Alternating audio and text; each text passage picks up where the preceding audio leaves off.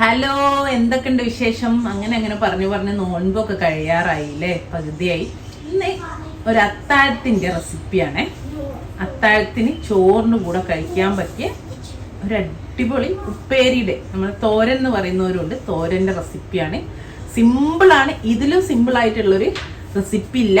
1-2 minute കൊണ്ട് നമുക്ക് ഉണ്ടാക്കിയെടുക്കാം. നമ്മൾ മുരിങ്ങയില ഉപ്പേരി എന്നൊക്കെ പറയും. ഞാനൊക്കെ ചെറുതായെന്നേ ഇത് കൂട്ടിയിട്ടാണ് അത്താഴം കഴിച്ചത്. ഇത് ചോറ് മാത്രം, വേറെ ഒന്നും കഴിക്കില്ല. കറിയൊന്നും ആ ഒരു സമയത്ത് കഴിക്കാനേ തോന്നൂല. അപ്പം ഈ ഒരു ഉപ്പേരിയും ചോറുമായിരുന്നു കഴിക്കാറ് കേട്ടോ. ഇപ്പോഴും അതാണ് ഏറ്റവും ഇഷ്ടമുള്ള ഫുഡ്. എന്താന്ന് ചോദിച്ചാൽ പറയുന്നത് ഈ ഒരു ഉപ്പേരിയും ചോറുമാണ് കേട്ടോ. വേറെ എന്തുണ്ടെങ്കിലും എത്ര ഡിഷ് ഉണ്ടാക്കാറുണ്ട്, കുക്കാണ് അല്ലെങ്കിൽ ഒക്കെ പറഞ്ഞാലും ഏറ്റവും ഇഷ്ടമുള്ള ഫുഡ് എന്ന് പറഞ്ഞാൽ നെല്ലുപ്പേരി ചോറും ഈ ഒരു ഉപ്പേരിയും. ഇത് മുരിങ്ങയില ഉപ്പേരി, ഇതോ അല്ലെങ്കിൽ ചീരയില ഉപ്പേരിയോ, അതാണ് എൻ്റെ ഏറ്റവും ഫേവറേറ്റ് ഫുഡ് കേട്ടോ. അപ്പോൾ നമുക്ക് ഈ ഒരു സിമ്പിളായിട്ട് എന്നാൽ നല്ല അടിപൊളി ഹെൽത്തിയാണ്, ടേസ്റ്റി ആയിട്ടുള്ള റെസിപ്പി എങ്ങനെ ചെയ്യാൻ നോക്കിയിട്ട് ഞാനൊരു ഫ്രൈ പാൻ വെച്ച്, ചട്ടി വെക്കുക, ചീനച്ചട്ടിയോ എന്തായാലും കുഴപ്പമില്ല. അതിലേക്ക് ഇതാ ഒരു 1.5 ടേബിൾ സ്പൂണ് വെളിച്ചെണ്ണ ഒഴിച്ച് എടുക്കണ്ടേ. അപ്പോൾ നമ്മൾ വെളിച്ചെണ്ണ ചൂടായിട്ടുണ്ട്. അതിലേക്ക് ഇതാ 1 ടീസ്പൂണ് കടുക് ഇട്ട് കൊടുക്കുക. അപ്പോൾ ഇതാ കടുകൊക്കെ പൊട്ടി വരുന്നുണ്ട്. ആ ഒരു സമയത്ത് ഞാൻ കഴുകി ഒരു സ്റ്റെയിനറിൽ ഇട്ട് വെച്ചാണ് നമ്മളെ മുരിങ്ങേൻ്റെ ഇല.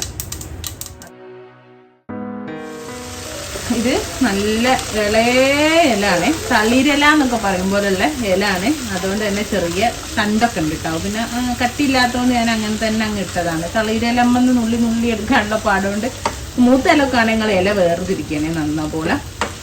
ഇതൊന്ന് ചെറിയ തീയിൽ വരുന്ന വേവുമ്പേക്കും പെട്ടെന്ന് തന്നെ ആവും. ആ ഒരു ഒറ്റ സമയം കൊണ്ട് നമുക്കിത് കുറച്ച് തേങ്ങ ഉണ്ട്, തേങ്ങ ചെരുവിയത് ഒരു 1/4 കപ്പ് to 1/2 കപ്പ് വരെ നമ്മൾ ഇഷ്ടത്തിന് എടുക്കാം. പിന്നെ അതാ നല്ല എരിവുള്ളൊരു പച്ചമുളക്, ഒരു 3-4 ചെറിയുള്ളി, ഇത് 3 കൂടെ ഒന്ന് ചതക്കി, നല്ല അരിഞ്ഞുകൊണ്ട് കേട്ടോ, ഒന്ന് ചതച്ചെടുക്കുക എന്നൊക്കെ പറയൂലേ, അതുപോലെ ആക്കി എടുക്കട്ടെ. അപ്പം ഇതാ തേങ്ങ ഇതുപോലെ ഒന്ന് ഒതുക്കിയെടുത്തിട്ടേ കണ്ടോ. ഇനി നമുക്കിത് നമ്മളെ വെന്തുകൊണ്ടിരിക്കുന്ന ഇലയിലേക്ക് ചേർത്തി കൊടുക്കണം. ഇപ്പം ഇതാ കണ്ടോ, ഇല ഇപ്പം തന്നെ വാടി തുടങ്ങിയിട്ടുണ്ട്. നന്നായിട്ട് അധികം വാടിപ്പോയാൽ ഇതിനൊരു കയ്പ്പ് വരും ചിലപ്പോൾ. പക്ഷെ നാട്ടിലത്തെ ഇലനേക്കും കുറച്ചും കൂടി ഒരു വേവ് ഉണ്ടാവും എടുത്തത്. അത് ഇവിടെ ഡെസേർട്ടിലല്ലേ മരം ഉണ്ടാകുന്നത്, അതുകൊണ്ടാണെന്ന് തോന്നുന്നു. കാരണം നാട്ടിലത്തെ പെട്ടെന്ന് തേങ്ങ ഒക്കെ ആദ്യം നമ്മൾ ഒതുക്കി വെക്കണം ഇടുന്നതിന് മുമ്പ് തന്നെ, അല്ലെങ്കിൽ അപ്പോഴേക്കിനും ഇത് ഒരു കയ്പ്പ് പോലെ ആവും. അത്രയും പെട്ടെന്നാവും നാട്ടിൽ. ആ ഒരു മണ്ണിൻ്റെ വ്യത്യാസമാണിത്. ഓക്കെ, അപ്പോൾ അതാ ഞാൻ തേങ്ങ ചേർത്തി കൊടുക്കും. നമുക്ക് ഉപ്പ് ചേർത്തി കൊടുക്കാനുണ്ട്. മഞ്ഞൾപ്പൊടി വേണം എന്നുള്ളവർക്ക് തേങ്ങയിൽ 1/4 ടീസ്പൂൺ മഞ്ഞൾപ്പൊടി ചേർക്കട്ടോ. ഞാനിപ്പോൾ മഞ്ഞൾപ്പൊടി ചേർക്കുന്നില്ല. അപ്പോൾ ഇതാ ആവശ്യത്തിന് കുറച്ച് ഉപ്പൂടെ ചേർത്ത് കൊടുക്കേ.